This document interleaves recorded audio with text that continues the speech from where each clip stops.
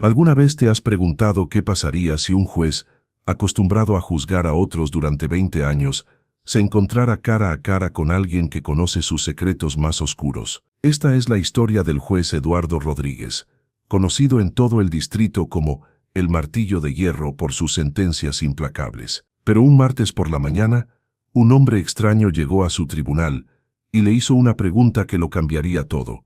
Señor juez, usted ha juzgado a miles de personas, pero ¿quién lo va a juzgar a usted? Lo que pasó después desafió todo lo que Eduardo creía saber sobre la justicia, el perdón y sobre sí mismo. El reloj digital marcaba exactamente las 5:45 de la mañana cuando Eduardo Rodríguez abrió los ojos en su mansión de Las Lomas. No necesitaba despertador. Después de 20 años como juez del Tribunal Superior de Justicia, su cuerpo se había acostumbrado a la rutina militar que él mismo se había impuesto. 5:45 cada día, sin excepción. Se incorporó en su cama king size, observando a través de los ventanales el amanecer dorado que se extendía sobre la Ciudad de México. Desde su habitación en el 10º piso, podía ver las torres de oficinas, los edificios gubernamentales y a lo lejos, las colonias populares donde vivían muchos de los criminales que había sentenciado a lo largo de su carrera. Su esposa Elena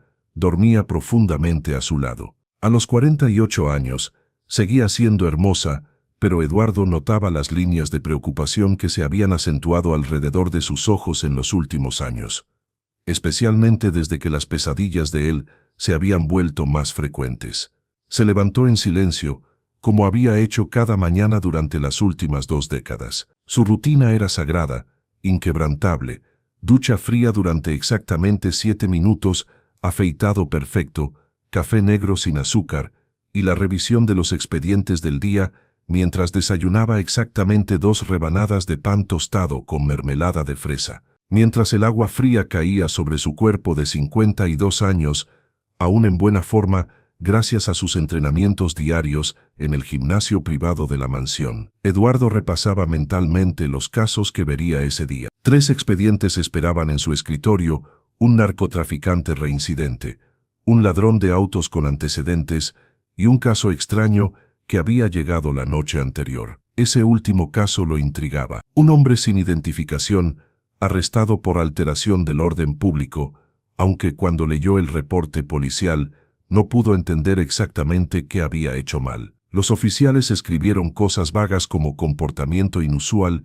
y negativa a identificarse, pero nada concreto. A las 6:30 en punto, bajó a la cocina. Elena ya estaba allí, preparando el café como cada mañana. Llevaban 25 años casados, y ella conocía sus rutinas mejor que él mismo. «Buenos días, amor», murmuró ella, besándolo en la mejilla.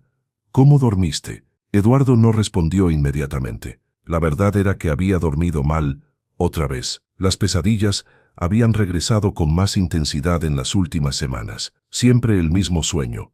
Un niño de 8 años corriendo por un callejón oscuro, gritando pidiendo ayuda, mientras él simplemente se alejaba. «Bien», mintió, tomando su taza de café. «Solo tengo mucho trabajo». Elena lo observó con esa mirada que había desarrollado después de tantos años de matrimonio, esa mirada que podía ver a través de sus mentiras. «Eduardo, anoche gritabas en sueños otra vez. Decías cosas como no puedo y perdóname. ¿Estás seguro de que todo está bien?». Él levantó la vista de los expedientes que estaba revisando. «Elena, no tengo tiempo para analizar sueños. Tengo que juzgar a 3 criminales hoy, y necesito estar concentrado». «Llevas 15 años teniendo las mismas pesadillas, Eduardo. Tal vez deberías hablar con alguien». «He dicho que estoy bien», gritó, golpeando la mesa con más fuerza de la necesaria. Elena retrocedió, sorprendida. En 25 años de matrimonio, Eduardo rara vez perdía el control de esa manera. «Perdón», murmuró él, suavizando la voz. «Es solo que tengo mucha presión en el trabajo. El crimen no para, y yo tengo que asegurarme de que estos delincuentes paguen por lo que han hecho». Elena asintió, pero Eduardo pudo ver la preocupación en sus ojos. Ella sabía que algo había cambiado en él. Hace 15 años, había notado cómo se volvió más duro, más implacable en sus decisiones, cómo comenzó a trabajar hasta más tarde, como si estuviera huyendo de algo. pero nunca había logrado que él le contara qué era.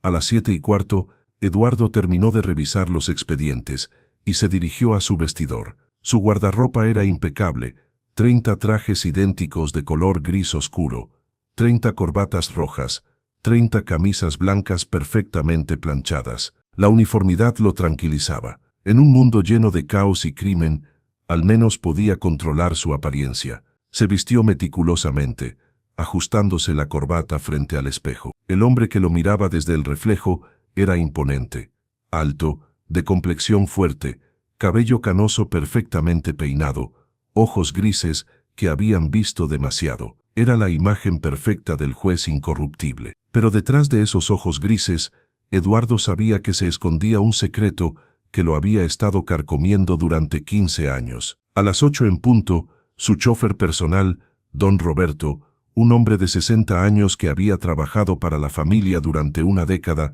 lo esperaba en la entrada con el Mercedes-Benz negro oficial. «Buenos días, señor juez», saludó Roberto con el respeto que siempre le mostraba. «Buenos días, Roberto. Al tribunal, por favor». Durante el trayecto de 30 minutos hasta el centro de la ciudad, Eduardo observaba por la ventana las calles que conocía tan bien. Pasaron por las colonias residenciales de clase alta, luego por las zonas comerciales y finalmente por los barrios populares donde había crecido la mayoría de los criminales que había sentenciado. En una esquina vio a un grupo de niños esperando el autobús escolar. Uno de ellos, un pequeño de cabello oscuro y ojos grandes, lo saludó desde la banqueta. Eduardo sintió una punzada en el estómago. Ese niño le recordaba a Roberto. «Sube el volumen de la radio», ordenó bruscamente. «Señor, he dicho que subas el volumen». Roberto obedeció, y la voz del locutor llenó el auto. En otras noticias, se cumplen 15 años del asesinato del menor Miguel Ángel Herrera, cuyo caso permanece sin resolver. Los padres del niño continúan exigiendo justicia. «Apaga eso», gritó Eduardo. Roberto rápidamente cambió de estación, pero el daño estaba hecho. Eduardo sintió que las manos le temblaban ligeramente. Después de 15 años, ese nombre aún tenía el poder de destrozarlo por dentro. A las 8:45, llegaron al imponente edificio del Tribunal Superior de Justicia. Era una construcción de estilo neoclásico, con columnas de mármol y escalones que subían hacia las puertas principales, como si fueran el camino hacia el Olimpo de los dioses de la justicia. Eduardo subió esos escalones como había hecho miles de veces antes, pero ese día sintió que cada paso pesaba más de lo normal. Los empleados del tribunal lo saludaban con una mezcla de respeto y temor. Secretarias, abogados, policías, todos sabían quién era el Martillo de Hierro. Su asistente personal, la licenciada Carmen Vega, una mujer de 35 años con 10 años de experiencia trabajando para él, lo esperaba en su oficina con la agenda del día perfectamente organizada. «Buenos días, señor juez», saludó Carmen con su eficiencia habitual. «Todo está listo para empezar. El primer caso es Joaquín Herrera, narcotráfico, tercera reincidencia. Los abogados ya están en la sala». Eduardo se detuvo en seco. «¿Dijiste Herrera?» «Sí, señor. Joaquín Herrera, 35 años. ¿Hay algún problema?» Eduardo sintió que el aire se volvía más espeso. «Herrera. ¿El mismo apellido que...?» «No, ningún problema». «¿Y el caso extraño de anoche?» Carmen frunció el ceño, consultando sus notas. «Ese es el más extraño que he visto en mis 10 años aquí, señor. El detenido no tiene identificación, se niega a dar su nombre, no ha solicitado abogado, no ha hecho ninguna llamada telefónica. Cuando los oficiales le preguntan qué quiere, simplemente dice que espera». «¿Espera qué?» «No lo sabemos, solo dice eso, espero. Es como si supiera algo que nosotros no sabemos». Los policías que lo arrestaron dicen que nunca habían visto a alguien tan tranquilo en custodia. No parece preocupado, no parece asustado, solo espera. Eduardo sintió una extraña sensación en el estómago, como si algo importante estuviera a punto de suceder. ¿Hay algo más unusual sobre él? Carmen consultó nuevamente sus notas. Bueno, sí. Los oficiales reportan que cuando lo encontraron en la plaza pública, estaba hablando con un grupo de personas, vagabundos, adictos, prostitutas, gente que normalmente huye cuando ve a la policía. Pero estas personas estaban tranquilas, sonriendo, incluso, como si este hombre les hubiera dado algo que necesitaban. ¿Dinero? No, señor, no tenía dinero. De hecho, no tenía nada, solo la ropa que llevaba puesta. Pero la gente que estaba con él parecía diferente. Los oficiales dicen que nunca habían visto a esas personas tan en paz. Eduardo se dirigió hacia la ventana de su oficina, que daba a la plaza donde habían arrestado al extraño. Era una plaza normal, con bancas, árboles, una fuente en el centro. Pero por alguna razón, ese día se veía diferente, más luminosa, tal vez. Señor juez, continuó Carmen, hay otra cosa. Cuando procesaron al detenido anoche, el oficial Rodríguez, ya sabe, el que lleva 20 años en el cuerpo, me dijo algo extraño.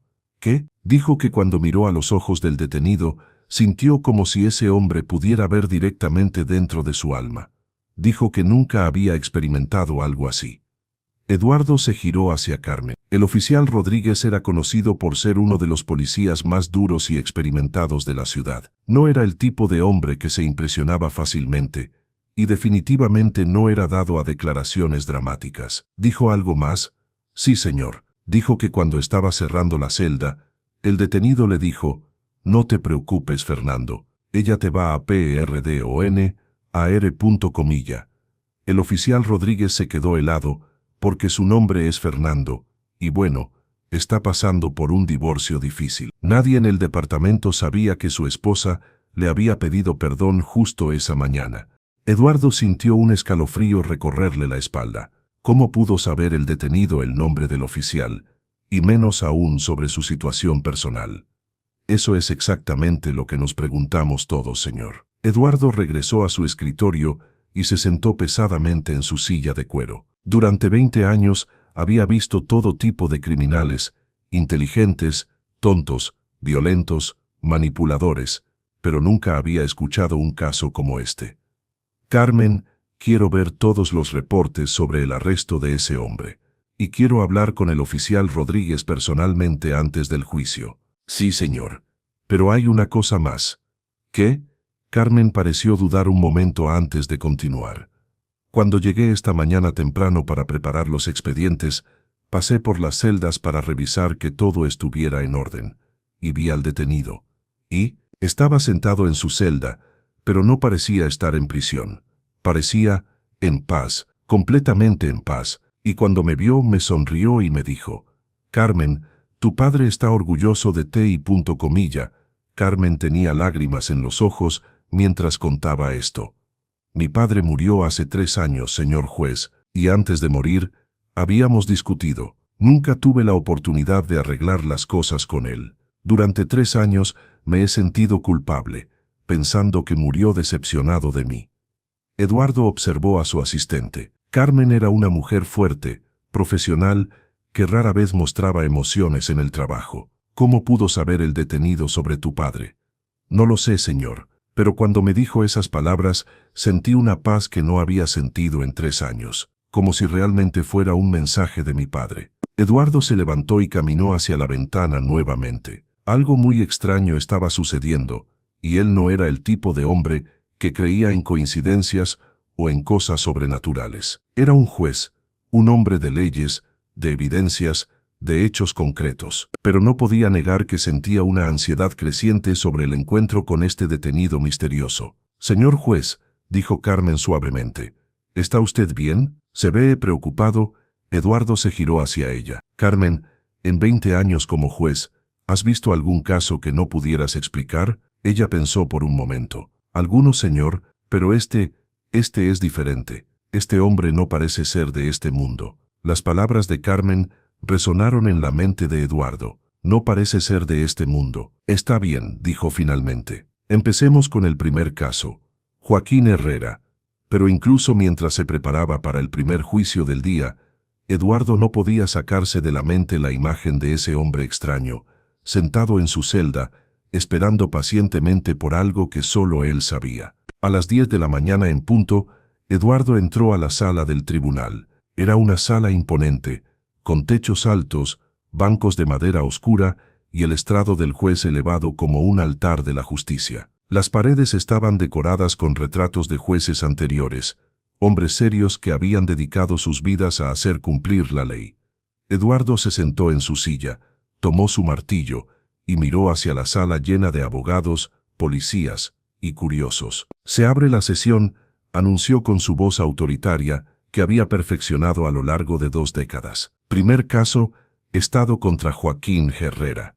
Los policías trajeron al acusado. Joaquín Herrera era un hombre de 35 años, delgado, con tatuajes en los brazos y una mirada desafiante. Era su tercera vez siendo arrestado por narcotráfico, y sabía que esta vez enfrentaría una sentencia severa. El fiscal presentó las evidencias: 2 kilos de cocaína encontrados en el apartamento de Herrera, testimonios de testigos, antecedentes penales. Todo estaba claro. El abogado defensor, un joven recién graduado, que obviamente estaba trabajando pro bono, intentó argumentar que su cliente había sido víctima de circunstancias, que venía de una familia pobre, que no había tenido oportunidades. Eduardo había escuchado esos argumentos miles de veces antes. Pobreza, falta de oportunidades, malas influencias, excusas que no cambiaban el hecho de que el acusado había elegido vender drogas que destruían vidas y comunidades. «Señor Herrera», dijo Eduardo con su voz más fría, «usted ha sido encontrado culpable de narcotráfico por tercera vez. Esta corte no tiene paciencia para reincidentes que se niegan a aprender de sus errores». Herrera lo miró con odio. «Usted no sabe nada de mi vida, juez. Usted vive en su mansión y juzga a personas como yo sin entender por qué hacemos lo que hacemos». «Entiendo perfectamente», respondió Eduardo. «Usted eligió el camino fácil del crimen en lugar del trabajo honesto. Las consecuencias de esa elección son claras». «¿El camino fácil?», gritó Herrera. «¿Usted cree que vender drogas es fácil? ¿Cree que arriesgar mi vida todos los días es fácil? Yo tengo 3 hijos que alimentar, señor juez. Mi esposa está enferma y necesita medicinas que cuestan más de lo que yo podría ganar en cualquier trabajo honesto». Eduardo sintió una pequeña punzada de compasión, pero rápidamente la suprimió. Había aprendido hace mucho tiempo que la compasión era un lujo que la justicia no podía permitirse. Sus circunstancias personales no excusan sus crímenes, señor Herrera. Esta corte lo sentencia a 15 años de prisión sin posibilidad de libertad condicional por los primeros 8 años. El martillo cayó con un sonido que resonó por toda la sala. Herrera gritó. Su esposa, que estaba en la galería, comenzó a llorar desconsoladamente. Sus 3 hijos pequeños, que obviamente no entendían completamente lo que estaba pasando, comenzaron a llorar también. Eduardo observó la escena sin mostrar emoción. Había visto esta misma tragedia reproducirse cientos de veces a lo largo de su carrera. Familias destrozadas, niños que crecerían sin padre, esposas que se quedarían solas. Pero él no era trabajador social. Era juez.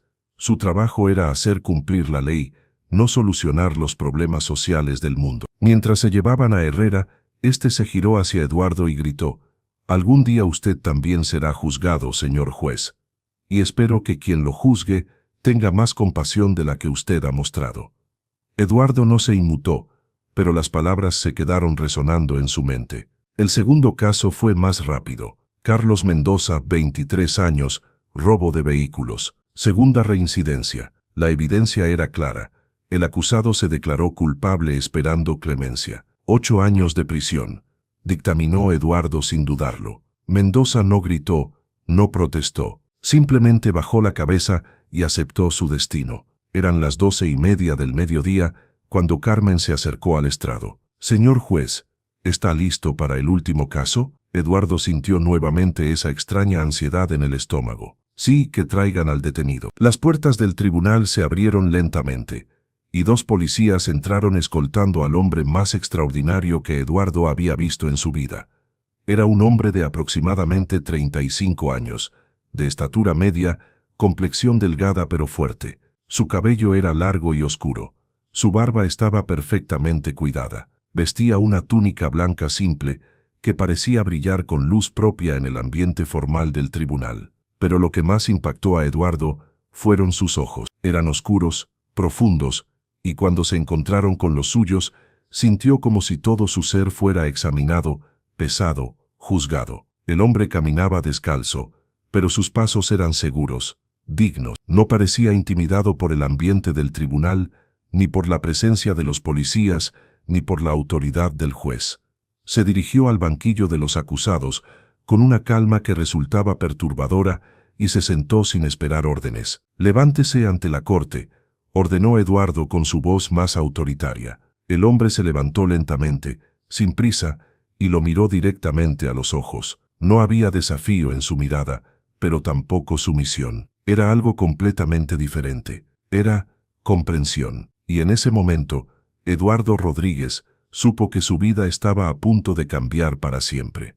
«Estado su nombre completo para el registro de esta corte», ordenó Eduardo con la voz firme y autoritaria que había perfeccionado durante 2 décadas de carrera judicial. El hombre sonrió levemente, una sonrisa que no tenía nada de desafiante ni irónica, sino que parecía llena de una comprensión profunda que hizo que Eduardo se sintiera extrañamente incómodo, como si estuviera siendo examinado en lugar de ser él quien examinaba. «¿Es realmente importante el nombre en este momento, señor juez?», preguntó el extraño con una voz suave, pero que resonó por toda la sala como si hubiera hablado directamente al oído de cada persona presente. La pregunta tomó a Eduardo completamente desprevenido. En 20 años como juez del Tribunal Superior de Justicia, había procesado a más de 5.000 criminales, y ninguno jamás había cuestionado el protocolo básico de identificación.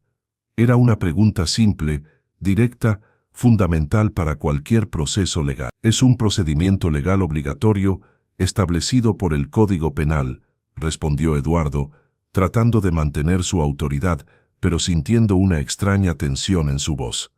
«Todo acusado debe identificarse ante esta corte antes de proceder con cualquier audiencia. Los nombres cambian con el tiempo, señor Eduardo», dijo el extraño con una calma perturbadora. «Las acciones, sin embargo, permanecen grabadas para siempre en el alma». El uso de su nombre de pila fue como un rayo eléctrico que atravesó la compostura profesional de Eduardo. Miró rápidamente hacia su asistente Carmen, quien parecía tan sorprendida como él. Luego observó a los policías, a los abogados presentes, a los periodistas en la galería. Nadie en esa sala, excepto Carmen, conocía su nombre de pila, y ella jamás se atrevería a usarlo en un contexto formal, mucho menos permitir que un acusado lo conociera. «¿Cómo conoce mi nombre?», preguntó Eduardo, sintiendo que su voz sonaba menos segura de lo que pretendía proyectar. «Conozco muchas cosas sobre usted, Eduardo Rodríguez», respondió el extraño, y en sus ojos había una profundidad que parecía contener siglos de sabiduría.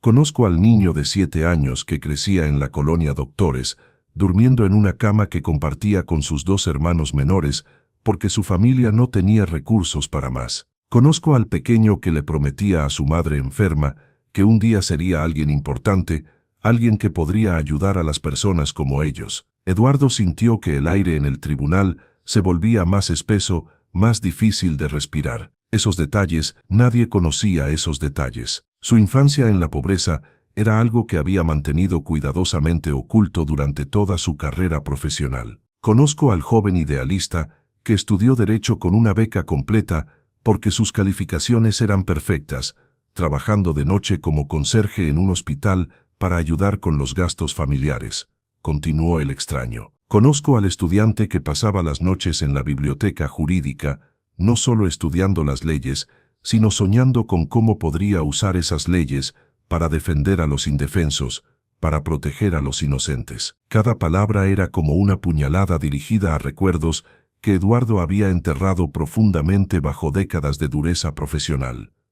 Comenzó a sentir un temblor en las manos que intentó controlar aferrándose al borde de su escritorio. «Conozco al fiscal novato que trabajaba 16 horas al día porque creía genuinamente que podía cambiar el sistema de justicia desde adentro», siguió el hombre. «Conozco al joven que lloraba en su oficina cuando perdía un caso porque significaba que un criminal quedaría libre para lastimar a más inocentes». Los murmullos en la sala comenzaron a crecer. Los abogados se miraban entre sí con confusión y curiosidad. Carmen había dejado de tomar notas y observaba la escena con la boca abierta. Los policías parecían no saber si debían intervenir o simplemente observar este intercambio extraordinario. Y también conozco al hombre que tomó una decisión en una noche lluviosa de marzo, hace exactamente 15 años, 4 meses y 2 días, que cambió para siempre el curso de su vida y la de un niño inocente, dijo el extraño, y su voz se había vuelto infinitamente triste. El silencio en la sala se volvió absoluto, denso, como si el aire mismo hubiera dejado de moverse. Eduardo podía escuchar su propio corazón latiendo con tanta fuerza que estaba seguro de que todos los presentes podían oírlo como un tambor de guerra resonando en la quietud. Sus manos comenzaron a temblar visiblemente. No sé de qué está hablando, murmuró Eduardo, pero su voz sonó débil, vacilante, sin la más mínima convicción. Sí lo sabe, Eduardo. Lo sabe perfectamente. La noche del 23 de marzo del año 2008 había estado lloviendo intensamente desde las 6 de la tarde. Usted había terminado de trabajar tarde en el Ministerio Público, revisando expedientes para el juicio del día siguiente. Se sentía agotado, frustrado porque había perdido un caso importante esa semana. Eduardo sintió que las piernas le flaqueaban. Se aferró al escritorio con ambas manos para mantener el equilibrio. Esos detalles específicos, nadie podía conocer esos detalles. Nadie había estado allí. Nadie había sido testigo. Decidió parar en el bar, el rincón en la calle Madero, continuó el extraño, con una precisión que resultaba aterradora. No era algo que hiciera frecuentemente, pero esa noche necesitaba relajarse. Bebió exactamente 2 cervezas Corona. La primera a las 9:15 vendero, la segunda a las 10:30. El cantinero era un hombre mayor, llamado Aurelio, que le contó sobre su nieto que quería estudiar Derecho. «Pare», gritó Eduardo, pero su voz se quebró en el intento. Salió del bar a las 11:35 de la noche. Llovía aún más fuerte. Su automóvil, un Jetta azul modelo 2005 Barochos, tenía problemas con los limpiaparabrisas del lado derecho. La visibilidad era mínima.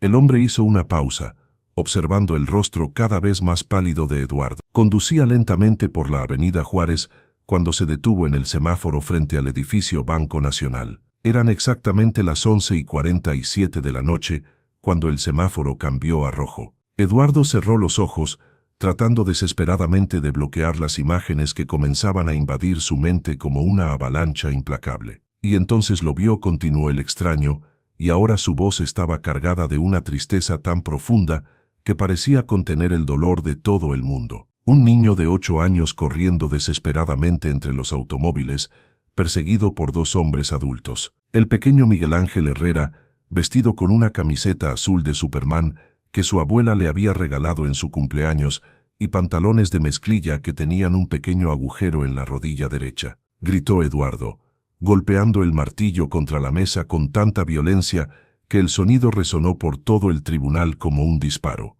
No tiene derecho a... El niño tenía el cabello negro rizado, ojos cafés grandes llenos de terror y una pequeña cicatriz en la barbilla que se había hecho cuando aprendía a andar en bicicleta. Siguió el hombre, completamente imperturbable ante la desesperación de Eduardo. Corría tan rápido como sus pequeñas piernas se lo permitían, pero los 2 hombres que lo perseguían eran mucho más grandes, mucho más rápidos. Eduardo se había puesto de pie sin darse cuenta, temblando de pies a cabeza. Los 2 perseguidores eran Luis Mendoza, de 35 años, y Roberto Vázquez, de 28. Ambos trabajaban para un cartel local y habían recibido órdenes de eliminar al hijo de un rival. Pero se habían equivocado de niño. Miguel Ángel no tenía nada que ver con el mundo del narcotráfico. Era solo un niño inocente que había salido a comprar medicina para su abuela enferma y se había encontrado en el lugar equivocado en el momento equivocado. «Basta, por favor, ya basta», sollozó Eduardo, pero las palabras continuaron llegando como una tormenta implacable. El niño vio su automóvil detenido en el semáforo. Sus pequeñas manos golpearon desesperadamente el vidrio de su ventana del lado del conductor. Sus nudillos dejaron pequeñas marcas de sangre en el cristal porque había estado corriendo y había caído varias veces intentando escapar. Eduardo podía ver perfectamente esas pequeñas manos, Podía escuchar esos golpes desesperados como si estuvieran sucediendo en ese mismo momento. Gritaba con toda la fuerza de sus pulmones. «Ayúdeme, señor. Por favor, van a lastimarme. No quiero morir. Ayúdeme», continuó el extraño. Sus ojos estaban llenos de terror absoluto, pero también de esperanza. La esperanza de que usted, un adulto responsable, alguien que claramente tenía un buen automóvil y parecía ser una persona respetable, lo protegería. Las lágrimas comenzaron a brotar de los ojos de Eduardo como un río que había estado contenido durante 15 años detrás de una presa que finalmente se rompía. «Usted miró al niño durante exactamente 4 segundos», dijo el extraño, y su voz ahora parecía venir de todos lados a la vez. 4 segundos en los que pudo ver el terror puro en esos ojos infantiles. Luego miró hacia los 2 hombres que se acercaban corriendo. Llevaban cuchillos en las manos. Eran claramente peligrosos. «Por favor», murmuró Eduardo. Y en ese momento, Eduardo Rodríguez, usted tomó la decisión que lo perseguiría cada noche durante los siguientes 15 años. No, el semáforo cambió a verde. Usted pisó el acelerador y se alejó. «No», gritó Eduardo con un alarido que salió desde lo más profundo de su alma. Dejó solo a Miguel Ángel Herrera, de 8 años, en manos de 2 asesinos armados con cuchillos. Eduardo se derrumbó en su silla, sollozando de una manera que no había hecho desde que era niño. Todo el tribunal había estallado en murmullos de shock. Carmen tenía las manos sobre la boca, con los ojos llenos de lágrimas. Los policías se miraban entre sí, completamente perdidos, sobre cómo manejar esta situación sin precedentes. «Guardias», gritó Eduardo con voz quebrada, intentando desesperadamente recuperar algún vestigio de autoridad. «Saquen a este hombre de aquí. Está en desacato al tribunal». Los 2 policías se acercaron al extraño, pero cuando intentaron tocarlo, algo completamente inexplicable sucedió. Sus manos parecían no poder hacer contacto físico, como si una fuerza invisible pero inquebrantable los detuviera a centímetros de su cuerpo. «No pueden detenerme, Eduardo», dijo el hombre con una compasión infinita en su voz, «porque no vine aquí como prisionero, no vine aquí como acusado, vine aquí como algo mucho más importante». «¿Qué eres?», preguntó Eduardo, con la voz completamente destrozada. «Soy la voz de la conciencia que has estado silenciando durante 15 años con sentencias cada vez más duras. Soy el recuerdo que has estado tratando de enterrar bajo cada caso que juzgas sin compasión. Soy la verdad que has estado evitando enfrentar, la verdad de que no eres el hombre justo que pretendes ser». Eduardo se había doblado sobre sí mismo, sollozando como si su alma se estuviera desgarrando. Al día siguiente, continuó el extraño, implacable pero lleno de amor, los periódicos de la ciudad reportaron el hallazgo del cuerpo de Miguel Ángel Herrera en un callejón a exactamente 3 cuadras y media de donde usted lo abandonó. Había sido apuñalado 7 veces en el pecho y el abdomen por Luis Mendoza y Roberto Vázquez, quienes finalmente se dieron cuenta de que habían matado al niño equivocado. «Dios mío», sollozó Eduardo. «Dios mío, perdóname». El niño murió solo, Eduardo. Murió asustado, confundido, preguntándose hasta su último aliento por qué el señor del automóvil azul no lo había ayudado. Su última palabra, según el reporte forense, fue «mamá». El tribunal entero parecía haberse sumido en un silencio sepulcral. Incluso los periodistas habían dejado de escribir, completamente absortos en esta revelación extraordinaria. «Pero lo más trágico de todo, Eduardo», dijo el extraño, acercándose lentamente al estrado, «no fue que el niño muriera. Lo más trágico fue lo que usted hizo después de leer esa noticia en el periódico». Eduardo levantó la vista, con los ojos completamente rojos e hinchados de tanto llorar. Nunca reportó el incidente a las autoridades. Nunca se acercó a la policía para dar testimonio de lo que había visto. Nunca contactó a los padres de Miguel Ángel para ofrecerles cualquier información que pudiera ayudar en la investigación del asesinato de su hijo. Yo no sabía qué hacer», murmuró Eduardo con voz apenas audible. Estaba aterrorizado. Era joven. Estaba asustado de las consecuencias. Tenía 27 años, Eduardo. No era un adolescente irresponsable. Era un fiscal del Ministerio Público con la responsabilidad moral y legal de proteger a los ciudadanos inocentes.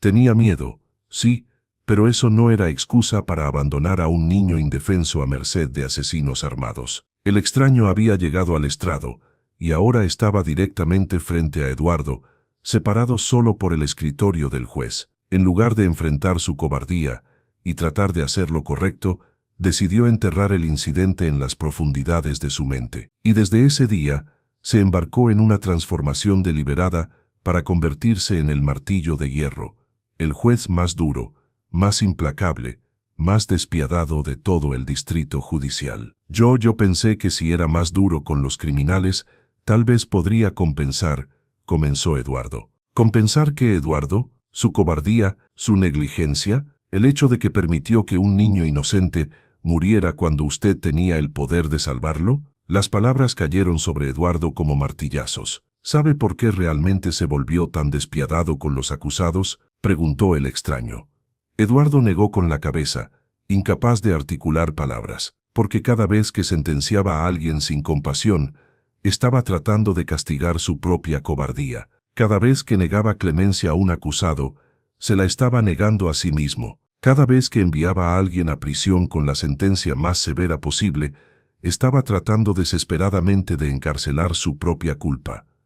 Las palabras del extraño resonaron en el tribunal como campanas de verdad absoluta. Eduardo se dio cuenta, con una claridad devastadora, de que cada sentencia que había dictado en los últimos 15 años había sido motivada, en el fondo, por el deseo subconsciente de castigarse a sí mismo por lo que le había hecho a Miguel Ángel. Joaquín Herrera, dijo de repente el extraño, el hombre al que acaba de sentenciar a 15 años de prisión hace apenas una hora, conoce cuál es su historia real. Eduardo lo miró con confusión, todavía temblando por la avalancha emocional que acababa de experimentar. Es el hermano mayor de Miguel Ángel Herrera.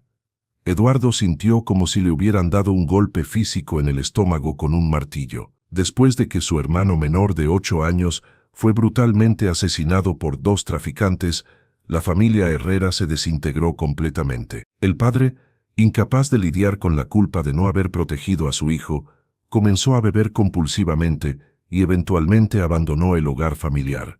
La madre, Carmen Herrera, cayó en una depresión tan profunda que no pudo trabajar ni cuidar de sus otros hijos. Eduardo sentía que iba a vomitar. Joaquín, que entonces tenía 20 años y estudiaba ingeniería en una universidad pública con una beca parcial, se vio obligado a abandonar sus estudios para mantener económicamente a su familia destrozada. El trabajo honesto como empleado de una tienda de autopartes no era suficiente para pagar la renta del pequeño apartamento donde vivían, la comida para él y su madre, y los costosos medicamentos antidepresivos que ella necesitaba para funcionar.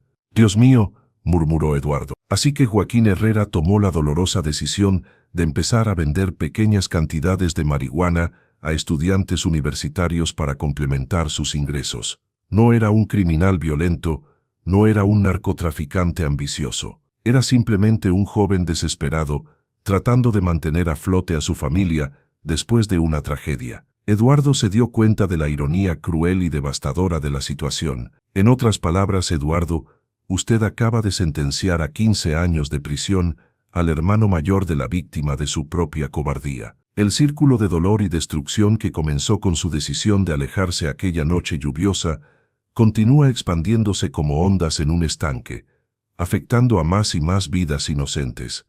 «¿Qué he hecho?», murmuró Eduardo, llevándose las manos a la cara. «Dios mío, ¿qué he hecho?». «Ha vivido 15 años castigando implacablemente a otros por el crimen que usted mismo cometió», respondió el extraño con una tristeza infinita.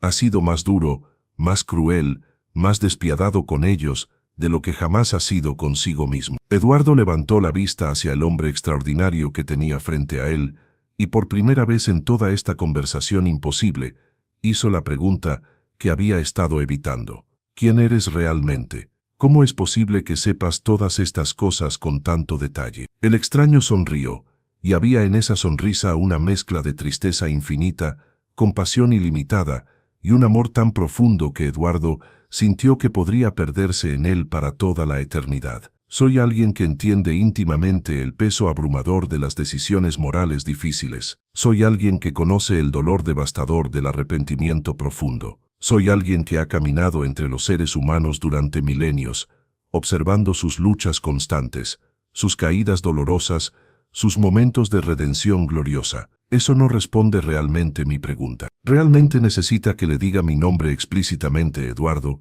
¿O este ya lo sabe en las profundidades de su corazón? Eduardo lo miró fijamente a los ojos. Había algo en esa mirada, algo en esa presencia que llenaba todo el tribunal, que le resultaba imposiblemente familiar, como si hubiera estado esperando inconscientemente este encuentro durante toda su vida sin saberlo.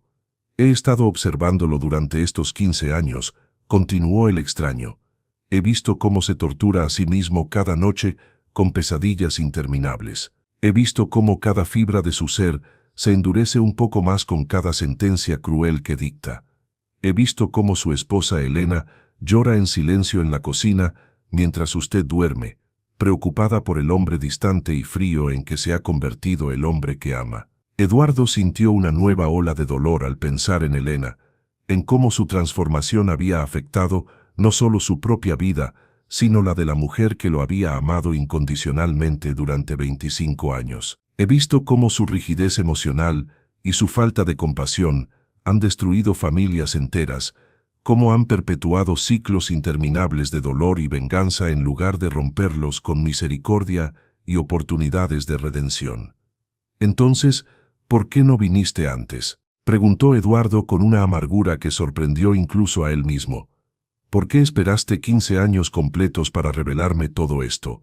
¿Por qué permitiste que continuara lastimando a tantas personas inocentes? Porque tenías que llegar al punto emocional y espiritual donde estuvieras genuinamente listo para escuchar la verdad y actuar en consecuencia. Tenías que tocar el fondo absoluto de tu propia hipocresía y desesperación para poder empezar a subir hacia la luz. Y ese momento es precisamente ahora. El extraño extendió lentamente su mano hacia Eduardo, y el juez pudo ver que esa mano mostraba cicatrices extrañas y profundas, como si hubiera sido atravesada brutalmente por clavos grandes. He venido a ofrecerte algo que tú jamás has ofrecido a ninguno de los miles de acusados que han estado sentados exactamente donde yo estoy ahora. ¿Qué?, preguntó Eduardo con voz quebrada. Perdón genuino, compasión real, y una segunda oportunidad para convertirte en el hombre que siempre estuviste destinado a ser. Eduardo miró esa mano extendida, esas cicatrices imposibles, y sintió que su mundo entero se tambaleaba en sus cimientos. Y entonces, en las profundidades de su alma destrozada, Eduardo Rodríguez finalmente supo con quién estaba hablando.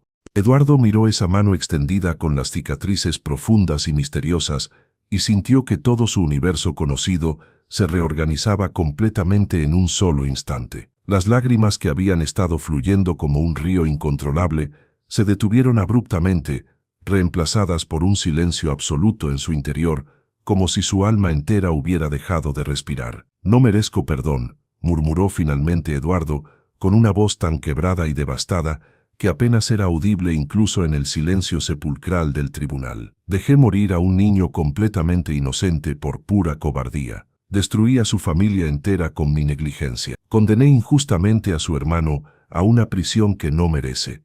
He arruinado sistemáticamente miles de vidas con mi falta total de compasión durante 15 años interminables de crueldad judicial. Nadie merece perdón, Eduardo, respondió Jesús con una ternura infinita que parecía abrazar cada palabra, cada respiración en el tribunal. Absolutamente nadie en la historia de la humanidad ha merecido jamás la gracia divina. Por eso se llama precisamente gracia, y no justicia merecida. No se gana con buenas obras acumuladas, no se compra con sufrimiento autoimpuesto, no se negocia con promesas futuras de comportamiento perfecto. Se recibe como un regalo completamente inmerecido, precisamente cuando uno menos lo merece, cuando está en su punto más bajo. Pero las consecuencias devastadoras de mis acciones. Eduardo gesticuló débilmente hacia toda la sala, hacia su carrera construida sobre mentiras, hacia la vida que había edificado sobre cimientos de culpa. Miguel Ángel sigue muerto para siempre por mi cobardía. Joaquín está siendo trasladado a prisión en este momento por mi falta de compasión. Su madre vive sumida en una depresión que nunca ha superado. Su padre abandonó a la familia, destruido por el dolor. Miles y miles de personas Han sufrido sentencias excesivamente duras porque yo proyecté sistemáticamente mi propia culpa, no resuelta en cada uno de ellos. Las consecuencias de nuestras acciones y decisiones no desaparecen mágicamente cuando recibimos perdón divino, admitió Jesús, y su voz contenía una sabiduría que parecía forjada a través de experiencias inimaginables. El dolor que hemos causado a otros no se borra del universo como si nunca hubiera existido. El daño real permanece y debe ser enfrentado con honestidad total. Jesús hizo una pausa, observando el rostro devastado de Eduardo con compasión infinita. Pero el peso absolutamente paralizante de la culpa, esa carga emocional que te ha estado aplastando durante 15 años y que ha distorsionado cada decisión que has tomado, esa sí puede desaparecer completamente. Y cuando eso sucede,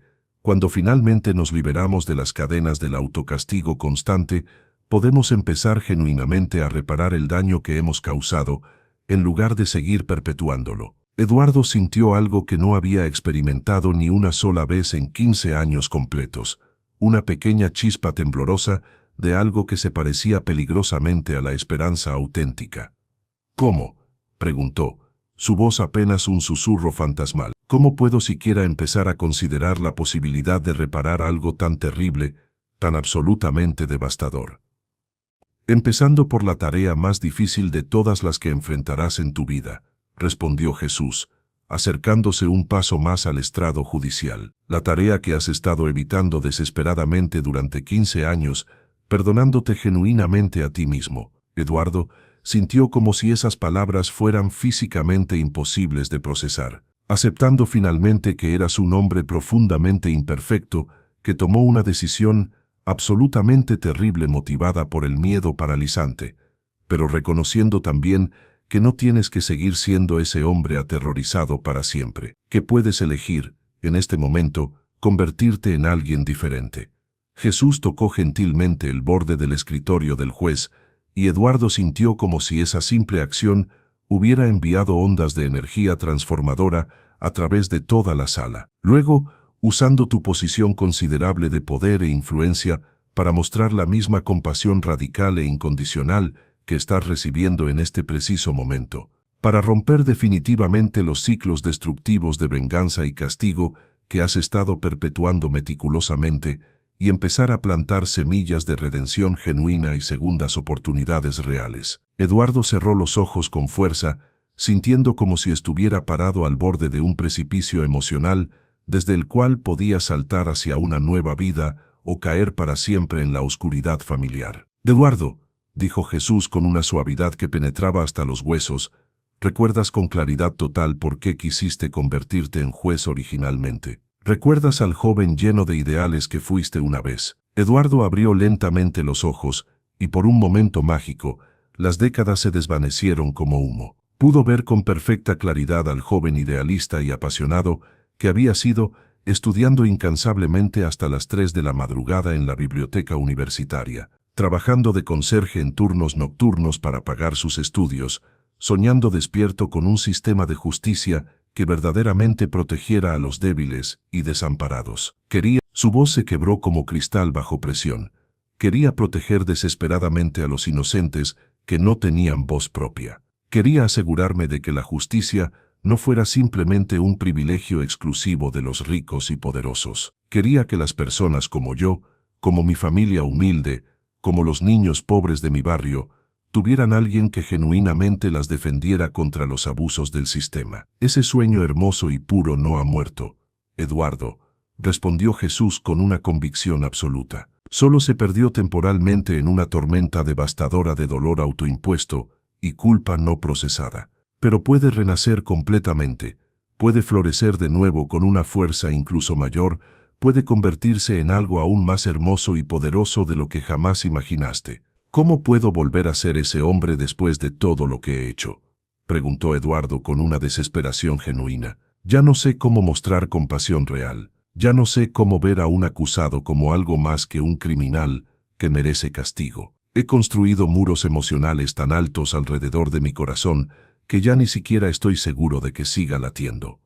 La compasión auténtica no es algo que se aprende de libros académicos o se enseña en aulas universitarias, Eduardo.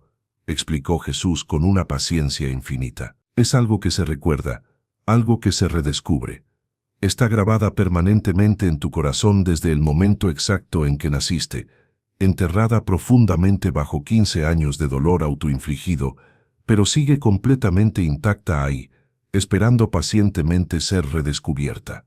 Jesús extendió ambas manos y tocó suavemente las sienes de Eduardo. De repente, instantáneamente, el juez fue inundado por una avalancha abrumadora de recuerdos que había suprimido deliberadamente durante décadas.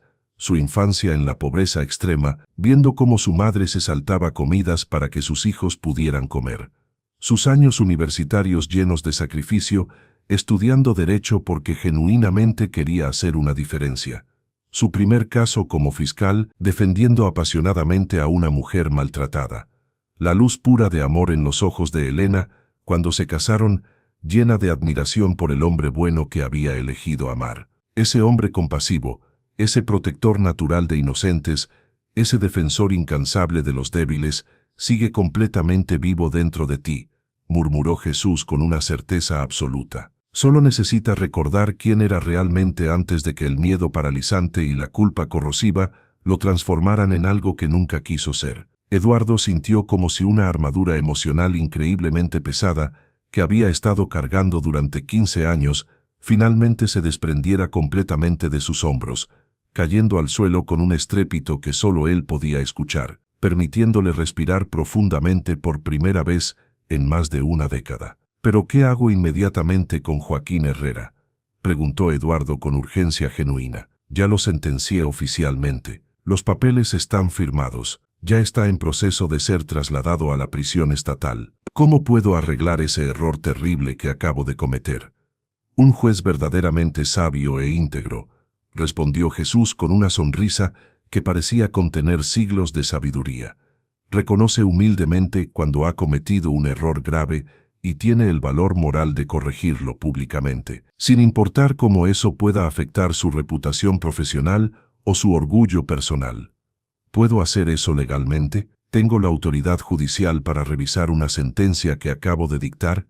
Puedes hacer muchísimas cosas que tal vez no sabías que estaban dentro de tu poder, Eduardo. Puedes convocar una audiencia extraordinaria de revisión inmediatamente, incluso mañana por la mañana, si decides actuar con rapidez. Puedes examinar meticulosamente el caso de Joaquín, considerando honestamente todas las circunstancias atenuantes extremas que deliberadamente ignoraste esta mañana. Eduardo sintió una energía completamente nueva corriendo por sus venas, algo que no había experimentado en años, un sentido genuino y poderoso de propósito que no estaba contaminado por culpa o autocastigo.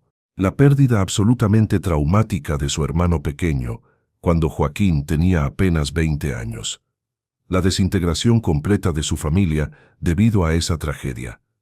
La depresión clínica severa de su madre, que la dejó incapacitada para trabajar. Su necesidad desesperada de mantener económicamente a su madre enferma, cuando el trabajo honesto no proporcionaba ingresos suficientes.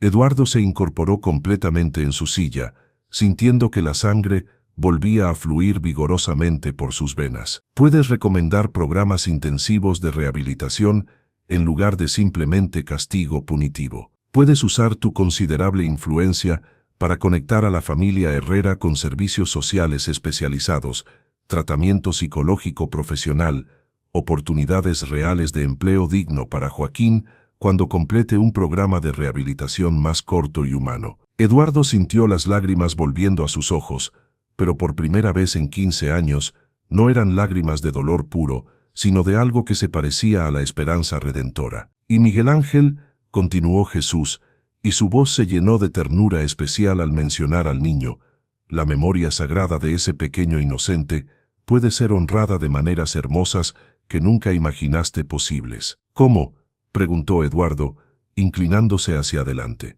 ¿Cómo puedo honrar la memoria de un niño que dejé morir por cobardía? Su historia trágica puede convertirse en la razón poderosa por la que otros niños no sufran jamás el mismo destino horrible, explicó Jesús con una visión clara. Puedes establecer protocolos legales de emergencia que requieran que todos los ciudadanos reporten inmediatamente situaciones de peligro infantil, con consecuencias legales serias para quienes fallen en esta responsabilidad. Eduardo sintió su mente expandiéndose, viendo posibilidades que nunca había considerado. Puedes trabajar intensivamente con la policía local para crear sistemas de respuesta ultra rápida para niños en peligro inmediato. Puedes presionar para que se establezcan líneas telefónicas de emergencia las 24 horas específicamente para reportar amenazas contra menores. Sí, murmuró Eduardo, sintiendo una emoción creciente. Sí, puedo hacer eso. Puedes usar tu posición de autoridad para establecer una fundación permanente en memoria de Miguel Ángel Herrera, dedicada exclusivamente a proteger a niños vulnerables en toda la ciudad. Puedes asegurar que cada caso que juzgues considere no solo el castigo que merece el acusado, sino también la oportunidad de redención que toda alma humana merece. Eduardo se puso de pie, sintiendo una energía transformadora corriendo por todo su cuerpo. Puedes cambiar fundamentalmente la forma en que se administra justicia en este tribunal, convirtiéndolo en un lugar donde la misericordia y la restauración sean tan importantes como el castigo. ¿Por qué?, preguntó Eduardo con voz temblorosa. ¿Por qué me das esta oportunidad increíble? ¿Por qué me ofreces perdón total cuando yo no pude ofrecer compasión a tantos otros que probablemente la merecían más que yo? Jesús sonrió con una calidez que llenó todo el tribunal con una luz dorada que parecía emanar de todas partes a la vez. Porque el perdón auténtico no es algo que se gana con buenas acciones o se pierde con errores terribles, Eduardo. Es algo que se da libre y generosamente, como un regalo completamente inmerecido, porque amar incondicionalmente es la naturaleza misma de quien soy. ¿Incluso a mí?, preguntó Eduardo. Incluso después de todo lo que he hecho. Especialmente a ti, respondió Jesús con firmeza amorosa. Porque tu caída fue profunda, tu redención puede ser igualmente poderosa. Porque has experimentado la oscuridad más absoluta, puedes apreciar y compartir la luz de una manera que alguien que nunca ha caído no podría. En ese momento sagrado, Eduardo sintió una presencia que nunca había experimentado.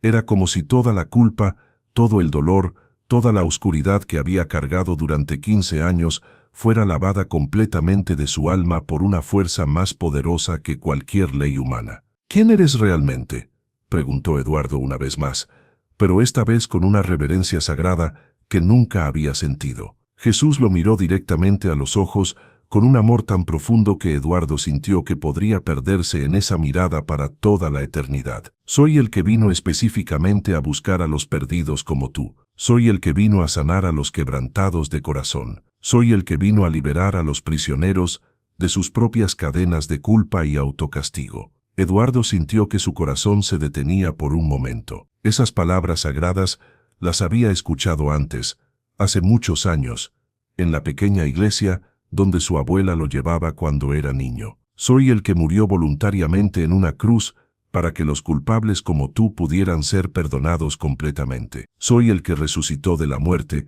para que los muertos en vida como tú pudieran volver a vivir realmente.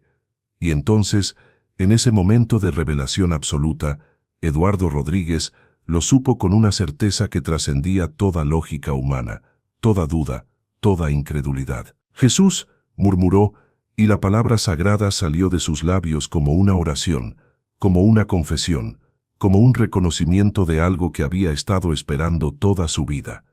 El hombre sonrió, y su sonrisa era como el primer amanecer después de la noche más larga. «Hola, Eduardo», dijo con familiaridad amorosa.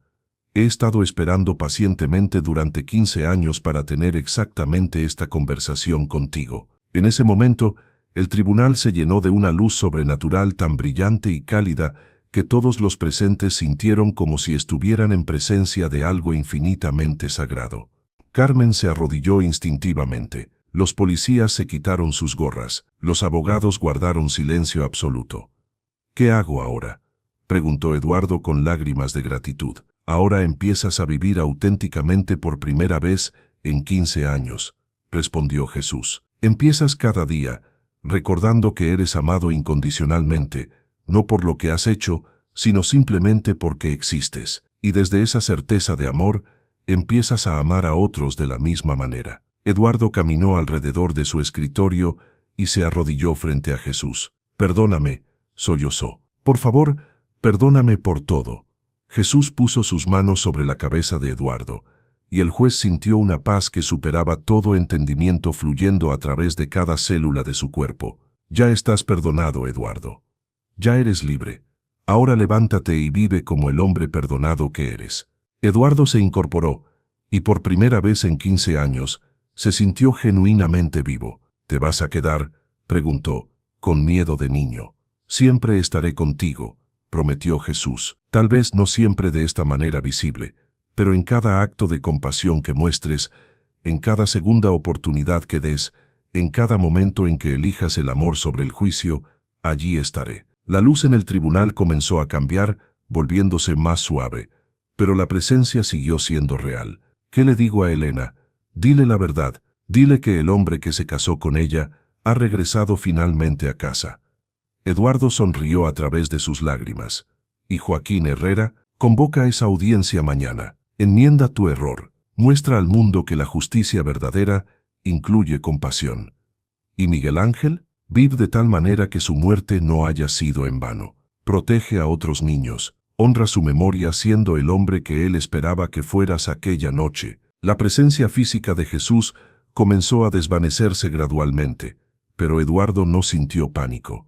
Podía sentir que esa presencia permanecería con él de una manera diferente pero igualmente real. «Gracias», murmuró Eduardo. «No, Eduardo, gracias a ti por finalmente permitirme entrar». Y con esas palabras, Jesús desapareció, pero el tribunal siguió lleno de su presencia, de su amor, de su paz transformadora. Eduardo se giró hacia la sala llena de gente que había presenciado lo imposible. «La sesión se suspende», anunció con una voz completamente nueva, llena de humildad y propósito. «Mañana por la mañana reconvocaremos para revisar el caso de Joaquín Herrera, y de ahora en adelante, esta corte operará bajo un nuevo principio, justicia temperada con misericordia». Carmen se acercó a él con lágrimas en los ojos. «Señor juez, ¿está usted bien?». Eduardo la miró con una sonrisa que no había mostrado en 15 años. «Por primera vez en 15 años, Carmen, estoy más que bien. Estoy vivo». Esa tarde, Eduardo Rodríguez condujo a casa con las ventanas abiertas, respirando aire fresco como si fuera la primera vez. Al llegar, encontró a Elena en la cocina, preparando la cena como había hecho durante miles de noches. «Elena», dijo suavemente. Ella se giró, y al ver su rostro, dejó caer el plato que tenía en las manos. «Eduardo, ¿qué pasó? Te ves diferente». Él se acercó y la abrazó con una ternura que no había mostrado en años. «El hombre con quien te casaste ha vuelto finalmente a casa», murmuró en su oído. Y mientras Elena lloraba en sus brazos, Eduardo supo que su vida real acababa de comenzar. Al día siguiente, la noticia se extendió por toda la ciudad. El juez Eduardo Rodríguez había convocado una audiencia extraordinaria para revisar la sentencia de Joaquín Herrera. En una decisión sin precedentes, redujo la sentencia a 2 años con libertad condicional y programas de rehabilitación. Más tarde estableció la Fundación Miguel Ángel Herrera para la protección de menores en situación de riesgo, y cada noche, antes de dormir, Eduardo Rodríguez oraba una simple oración: «Gracias por no rendirte conmigo. Ayúdame a ser mañana el hombre que tú ves en mí hoy», porque había aprendido que la redención no es un destino, sino un camino que se recorre un día a la vez, una decisión compasiva a la vez, una segunda oportunidad a la vez. Y en cada acto de misericordia que mostraba desde su tribunal, Eduardo podía sentir la presencia de aquel que había transformado no solo su carrera, sino su alma entera. El martillo de hierro había muerto. En su lugar había nacido algo mucho más poderoso, un corazón de carne que latía al ritmo del amor de Dios. Fin.